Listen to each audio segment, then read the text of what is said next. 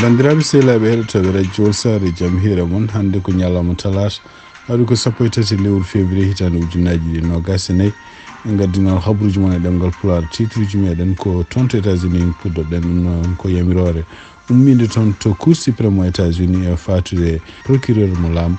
ko fate Donald Trump ɗaɓɓanimo nde wanno nde wonno cour suprême yo dartinne ñawore nde hen ha woteji ɓen ha toon Virginia procureur mo ñaguima hono kanko Kamala Harris ene wayno yo heftu laamu e juuɗe Joe Biden sibabunde tumnade rapport mo Robert Hur ɗum noon ko gankitannoɗo Joe Biden fati kayitaji jitaɗi gallum ɗi no haalirni wonde ko Joe Biden jogui probléme hagguiɗi habaruji men international ndewataen ko toon Sénégal en woni ko seppuji ponno wadde toon hannde ko ɓuuri hewde guure gonɗe toon to Dakar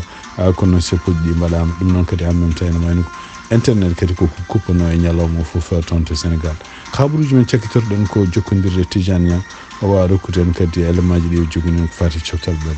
ɗum woni titruji meɗen oɗo journal hannde min mbaɗan toon ɗemgal Pulaar ñande mardi sappo e tati lewru février hitande ujunnaji ɗiɗi nogas e nayyi ma en gartu desuji joni joni so Allah jaaɓi.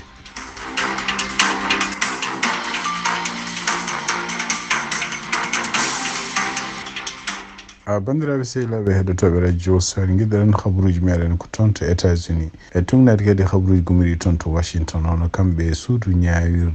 ɓurdu towde e états-unis mbiyata cour suprême e nder konngol makko walla lettre kanko Jean Rabon mo windi kanko gardiɗo cour suprême mo états-unis o yamiri hono Jack Smith gardiɗo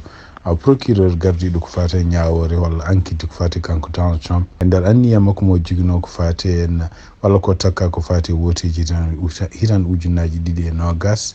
wonde yo yaaro jaabo hono Donald Trump ɗaɓɓande avocat ji muɗum pour ko fate cour suprême yoɓe dartini kala ko fate ene ndeɗo ñawore ha kanko Donald Trump walla ha cour suprême wawa haalde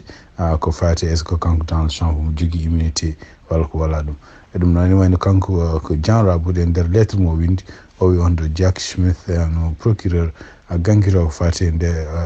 ko Donald Trump takka e nder woteji hitande ujunnaji ɗiɗi nogas yo kañum hoore ƴeewa ko faami hen siftin ɗon tan ko balɗe tati ɓennuɗe onno suudu ñawirde ko mbiyata cour d'appel ɓe ganduɗa en kanko Donald Trump o yin toon ɗaɓɓude ɓeɗon rejata hono est ce que kanko Donald Trump foti ñaawede Allah mon foti takkede hunde koko soit sibabude no wirni kanko jogui immunité ene wayno ɓeɗon rewɓe kañumen ɗum woni cour d'appel ɓe callinoma ɓe mbi wonde ko Donald Trump ala immunité ɗum noon ene wayno kamɓe rewɓe hayso ɓe callinoma ndeɗo ñawore ɓe reciti ɗum ɓe callima ko Donald Trump wi ko ɓe jamirani wonde ko kayitaji dutto e tribunal ɓurɗo wonde tokos ene wayno ɓe mbi wonde ko hawnaki tawde Donald Trump yiɗi waɗa koko baɗɗo appel toon to cour suprême maɓe goppu cour suprême kañum hoore mum ƴeewa ko fewji hen ko wawi wonde foof ene wayno ko kanko Jack Smith omo jogui ha ɗo e talata garowo jabade cour suprême pour kanko hoore makko ko faami e ɗaɓɓande hon Donald Trump walla avocat ji muɗum pour yo ñawore nde ko wawi wonde fof yo dartine nde toon to Washington e tumnade kadi habaruji gomiriɗi toon to BBC onno kanko procureur mo état Virginia en konngol makko ngol haali o wi wonde komo ɗaɓɓi wonno vice présidente Kamala Harris kañum hoore mum yo hutoro ko mbiyata amendement 29 oɗon amendement noon firti wonde ko kanko Kamala Harris en wayno komo foti ƴeftude laamu e ɗum noon hutoro ngal ɗon kullal wiide wonde ko gardiɗo leydi États-Unis oɗo saha joni ala hattan ardade indi ɗum noon kadi procureur toon bon Virginia biyeteɗo Patrick Morrisey ɗum noon ko républicain o haali ɗum noon ko caggal nde rapport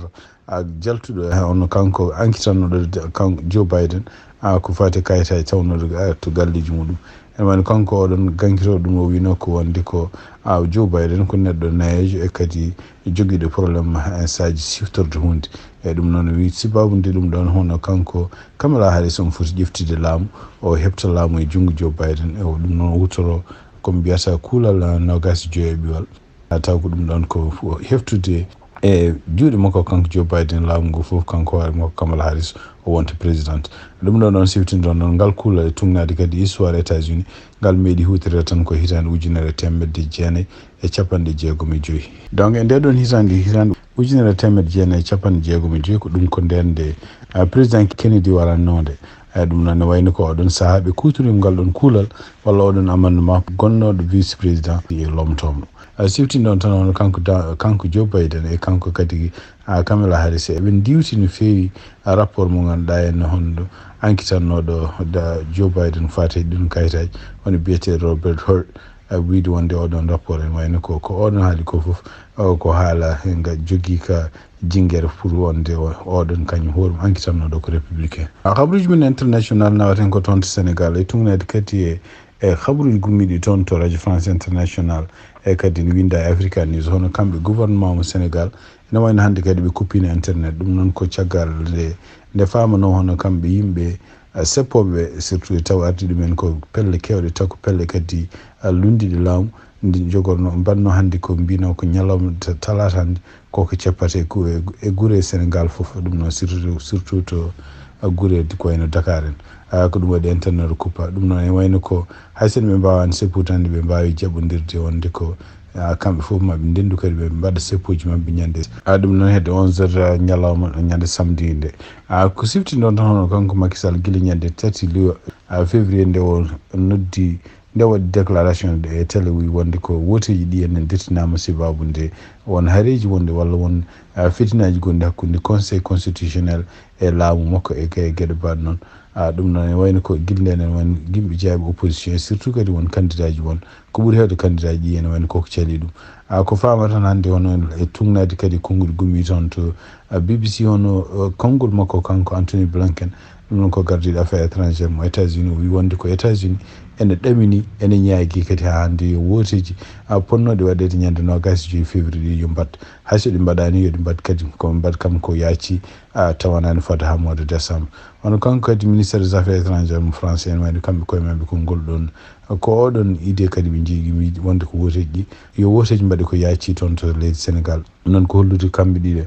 France et États-Unis fayre mabɓe wonande situation gonɗo toon Sénégal hono fedde kadi wiyetende ECOWAS ɗum noon ko CEDEAO en woni délégation mabɓe guila altini kadi ko toon Sénégal wonno eɓe ɗamini kadi neldude mission goɗɗo ɗum noon ko wawde wallude Sénégal guila e laamu ha e yimɓe wonɓe opposition wawde haaldude e gueɗe ɗe ganduɗa kene nandira aɓe certa e fitinaji conseil constitutionnel ɗaminama ma waɗ ñawore muɗum ko fate no famiri wonde est ce que élection ngaji ɗin poti destinére walla potani destinére ɗum noon anda kadi so tawi kamɓe koye mabɓe dakkodirani hono décision mo Macky Sall yefti o est ce que Macky Sall ne jogori dakkodirde mabɓe sifti noon tan ko caggal nde Macky Sall haali ɗum ne wayno ɗum ɗo wotama toon to assemblée mabɓe national hay sinde nde worte nden ko ɓuuri hewde yimɓe jeeyaɓe opposition député ji mo jaltinama sibabude salade mumen dejje toon to nder assemblée to cakki toɗɗen habaruji men ko coftal ɓalle ɗum no ma en jokkodiri joni e Tijani Niang a wawa rokkuden ha page mo joguinen ko fate coftal ɓalle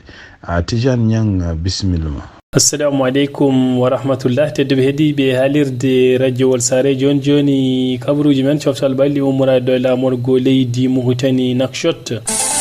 gadorɗen kabaruji men ko jencude 8e de finale ligue des champions hitandu ujunnaji ɗe 23 hitandu ujunnaji ɗe 24 kiwdire gasɗe ko ɓoyani ko kippu Manchester City kañum wawi yaade nder terre FC Copenhague fi ɗum logui tati loggol gotol ha joni ko fatendi ɗon mbadi Real Madrid kañum wawi yaade nder terre RB Leipzig fi ɗum loggol gotol e ndiga 8e de finale ligue des champions en jokki ñalawma janggo sanga waktuji 20 kippu Paris Saint-Germain ma hewndire kippu Real Sociedad Lazio ma jabbo kippu Bayern Dominique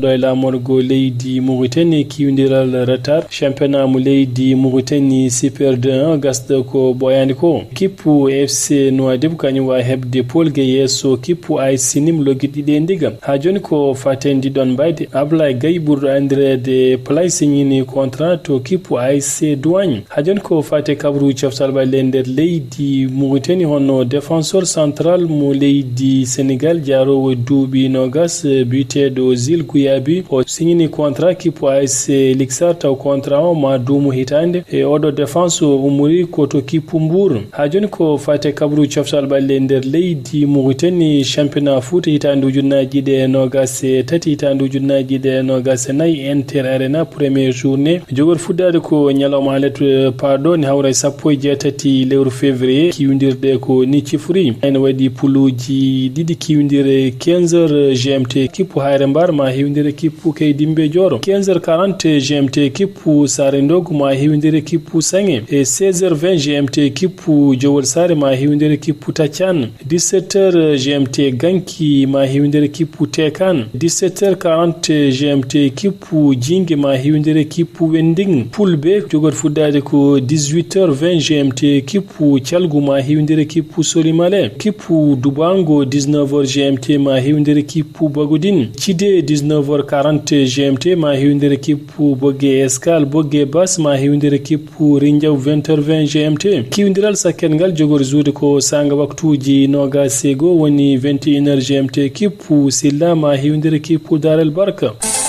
Cagande Coupe d'Afrique Côte d'Ivoire hitandu junnaji de nogas tati gase polgu kippu leydi Côte d'Ivoire yeso kippu Nigeria logidide logol gotol on horejo leydi Côte d'Ivoire nyalawma hando jabbima équipe nationale mo leydi Côte d'Ivoire to paledo o hokkibe jeenari bandi fayidan feyi kala joueur hokkamo 50 millions équivalent taw ko galle pewnado ha feyi watti hen jeenari wondi kala joueur hokki dum 50 millions francs CFA. On keblo kippu leydi Côte d'Ivoire hokkamo 100 millions e kalis francs CFA. Kufate staff équipe nationale mo leydi Côte d'Ivoire horejo leydi Côte d'Ivoire hokkibe 40 millions francs CFA. Horejo leydi Côte d'Ivoire hokki 300 millions francs CFA taw fati koy fédération mo leydi Côte d'Ivoire. Kabruji men coftal balli ko do kadi en calmini hedde hedi be halirde radio wal sare